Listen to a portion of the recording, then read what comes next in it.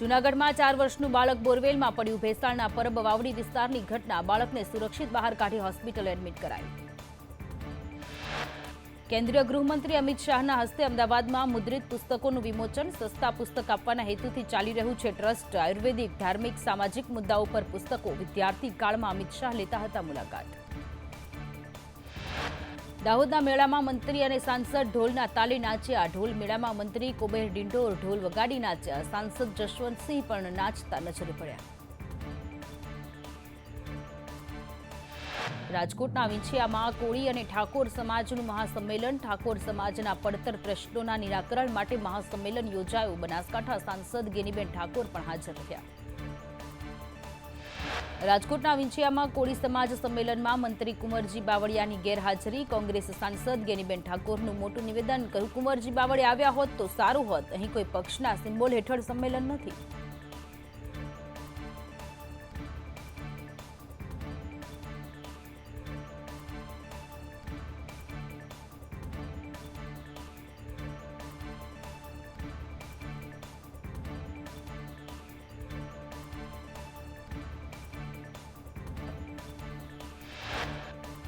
પાલિતાણામાં જૈન મંદિર પર ડોળી ઉપાડતા શ્રમિકોની હડતાળ. અસામાજિક તત્વોની હેરાનગતિ સામે આક્રોશ. ડોળી કામદાર એસોસિએશન દ્વારા કરવામાં આવી હડતાળ.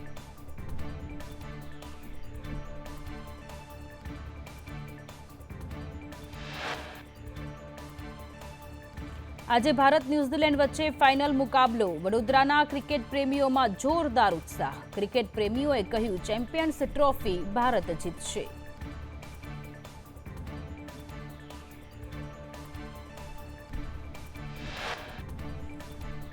આરટીઆઈ કરી તોડબાજી કરનાર સામે સાંસદ મનસુખ વસાવાએ કહ્યું, આરટીઆઈ કરી તોડબાજ રસ્તાનું કામ અટકાવે છે. નર્મદામાં વર્ષો બાદ જંગલ વિસ્તારમાં રસ્તો બને છે. લોકો નાવડીમાં જવા મજબૂર છે.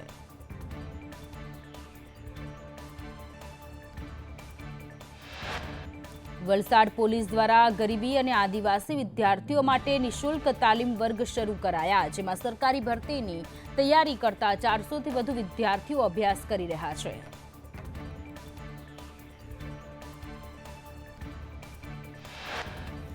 દ્વારકાના ભાણવડમાં ખનીજ ચોરીના આક્ષેપ. બરડા અભયારણ્ય નજીક જેસીબી વડે કરાઈ ખનીજ ચોરી. માલધારી યુવાને ખનીજ ચોરીનો વિડીયો કર્યો વાયરલ.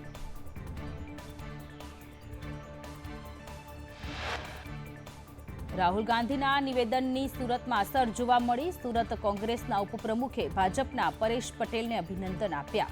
કોંગ્રેસ નેતા અવધેશસિંહ રાજપૂતની અભિનંદનની પોસ્ટ વાયરલ.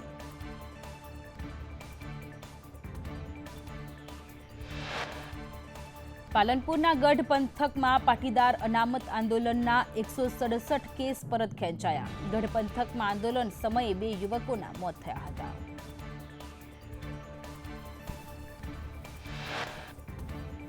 દ્વારકામાં હોળી ધૂળેટીના પર્વની તૈયારીઓને આખરી ઓપ આપવામાં આવ્યો. લાખો ભાવિકોને આવકારવા તંત્ર ખડે પગે.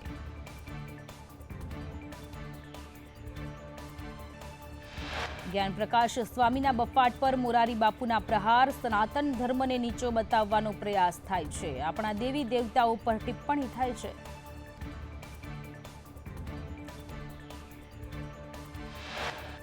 જલારામ બાપાને નીચા દેખાડવાના પ્રયાસ થયા. જલારામ બાપાની 4 પેઢી સાથે મારા સંબંધ સારા રહ્યા છે. 205 વર્ષથી સદાવ્રત અન્ન ક્ષેત્ર ચાલે છે. સદનું વ્રત લીધું હોય તેને સદાવ્રતનો ખ્યાલ આવે.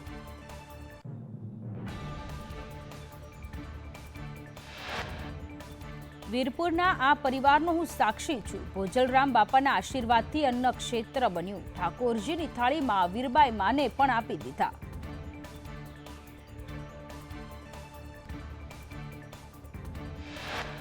અમરેલી માર્કેટિંગ યાર્ડમાં ખેડૂતોની લાંબી કતાર જોવા મળી. ધાણા અને મરચા ભરેલ વાહનોની લાઈનો જોવા મળી. અન્ય જિલ્લાના ખેડૂતો યાર્ડમાં આવતા હાલાકી.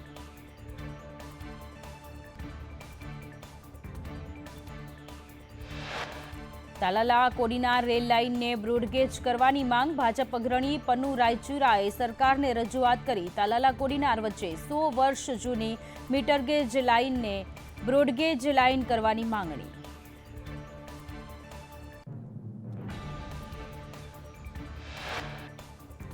રાયપુરાએ કહ્યું, હજારો વીઘા જમીન સંપાદન નહીં કરવી પડે, ખેડૂતોનો વિરોધ અને આક્રોશ પણ શમી જાય, સાસણ દીવ દેલવાડાને જોડી શકાય.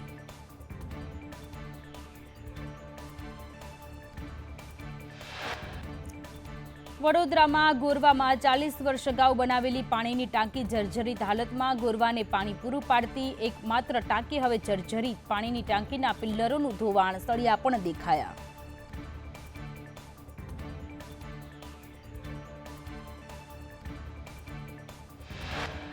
આજથી ડાંગ દરબાર શરૂ. ડાંગની ભાતીગળ લોક પરંપરાને ઉજાગર કરતો ડાંગ દરબારનો મેળો. રાજ્યપાલ શ્રી રાજવીઓને પોલિટિકલ પેન્શન આપીને સન્માનિત કરશે.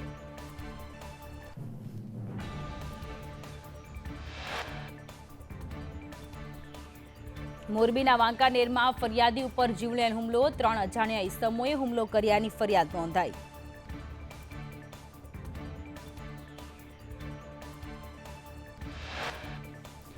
પાટણના વરાણાથી ઝડપાયેલા અનાજમાં સરકારી અનાજ સગેવગે કરતા હોવાનું આવ્યું સામે. શંકાસ્પદ અનાજનો જથ્થો સરકારી હોવાનો ખુલાસો. 36,000 કિલો ચોખાનો જથ્થો સરકારી હોવાનું ખુલ્યું.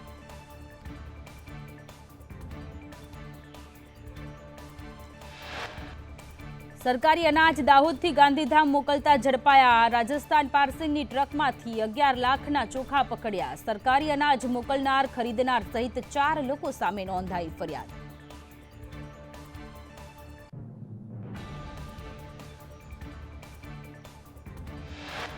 લુણાવાડાના સ્વરૂપસાગરમાંથી 8 ગામના તળાવમાં પાણી નખાશે. ઠેસિયા, ભલાડા, હોસેલિયા સહિતના ગામને લાભ થશે.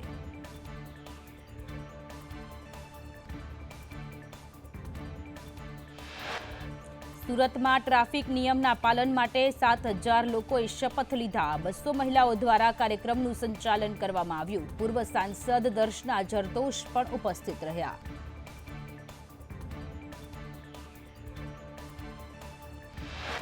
ઉપલેટામાં ભાદર નદી પરનો ચેકડેમ તૂટ્યો. ચેકડેમમાં ભંગાણ સર્જાતા મોટો પાણીનો જથ્થો વહી ગયો. આસપાસના વિસ્તારમાં રહેતા લોકો અને ખેડૂતોને હાલાકી.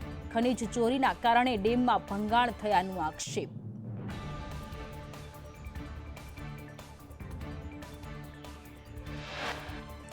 વલસાડના તિથલ દરિયા કિનારે અનોખી દોડ. સાડી પહેરીને મહિલાઓએ દોડ લગાવી. સંસ્કૃતિના જતનના સંદેશ સાથે દોડનું આયોજન. સફળતા માટે વસ્ત્રો બદલવા જરૂરી નથી, તે ઉદ્દેશ્ય.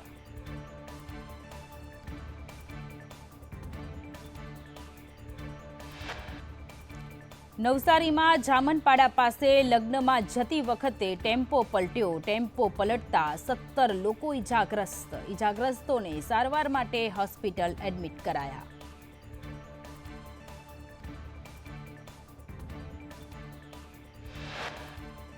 મોરબીના વાંકાનેરમાં ફૂડ પોઈઝનિંગથી યુવકનું મોત નીપજ્યું. ગઈકાલે બપોરે ભોજન બાદ 5ને ફૂડ પોઈઝનિંગ થયું. ઝાડા ઉલટી થતા સારવાર માટે હોસ્પિટલ ખસેડ્યા.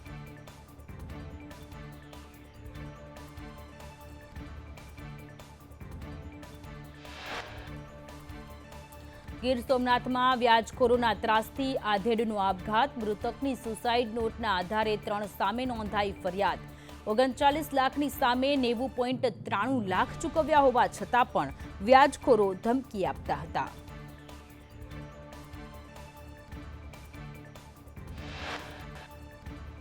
મુખ્યમંત્રી આકસ્મિક સહાય યોજનામાંથી જંબુસરમાં 44 લાખની સહાયના ચેક વિતરણ કરવામાં આવ્યા.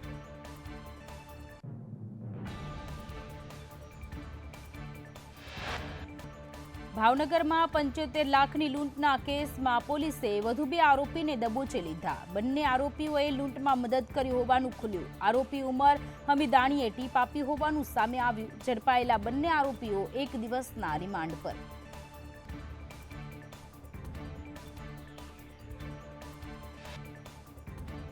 દાહોદમાં કોન્સ્ટેબલ રમેશ વાઘમસી 3,000ની લાંચ લેતા ઝડપાયો. અરજીના નિકાલ માટે ₹5,000ની લાંચ માંગી હતી.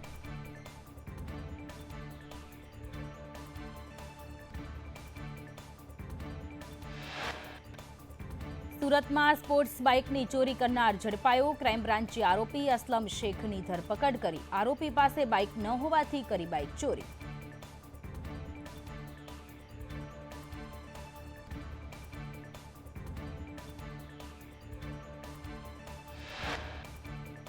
વડોદરા એલસીબીએ લૂંટ કરનાર 2 આરોપીને ઝડપ્યા. ટ્રેનમાં મુસાફર પાસેથી દાગીના ભરેલા પર્સની લૂંટ કરી હતી. 18 લાખથી વધુનો મુદ્દામાલ એલસીબીએ રિકવર કર્યો.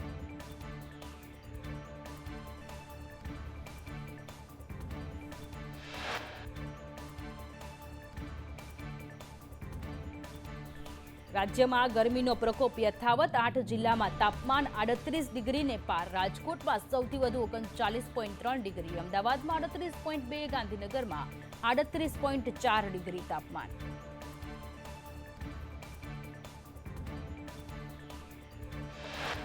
સુરેન્દ્રનગરમાં 39 ડિગ્રી, કેશોદમાં 38.8 ડિગ્રી, અમરેલીમાં 38.8 ડિગ્રી, ભુજમાં 38.7 ડિગ્રી, ડીસામાં 38.4 ડિગ્રી, વડોદરામાં 37.6 ડિગ્રી તાપમાન નોંધાયું.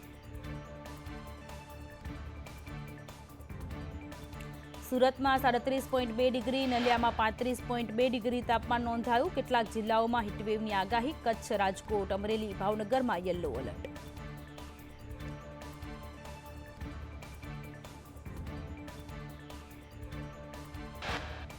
સુરતમાં પીએમ અયોધ્યાની થીમ પર પેઇન્ટિંગ જોઈ આકર્ષિત દિવ્યાંગ મનોજ ભિગારે બનાવી હતી પેઇન્ટિંગ. પીએમએ દિવ્યાંગને 1 લાખનો ચેક આપ્યો.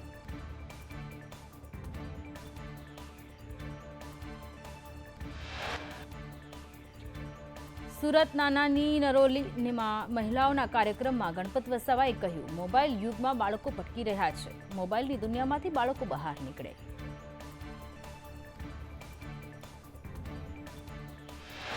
ગણપત વસાવાએ વધુમાં જણાવ્યું, વાલીઓએ સંતાનો અંગે જાગૃત રહેવું જોઈએ. બાળકોને ધાર્મિકતા તરફ વાળવા જોઈએ. યુવતી પર દુષ્કર્મ, હત્યા જેવી ઘટનાઓ દુઃખદ.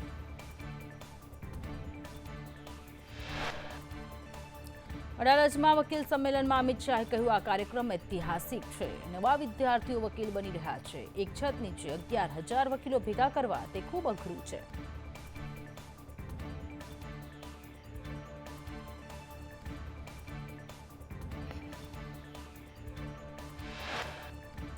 દેશની 140 કરોડ જનતાના સન્માનની રક્ષા કરવાની છે. વકીલ વ્યવસાયમાં કોઈના જીવન બરબાદ ન થઈ શકે. વકીલોનો સંવિધાનની રક્ષામાં ખૂબ મહત્વનો ફાળો. અમિત શાહે વધુમાં જણાવ્યું, વિશ્વના 5મા નંબરનું ગણતંત્ર બનવાનું કામ પીએમ મોદીએ કર્યું. 33% મહિલાઓને આરક્ષણ આપવાનું કામ કર્યું. હવે કોર્ટ કાર્યવાહી ડિજિટલ કરવામાં આવશે.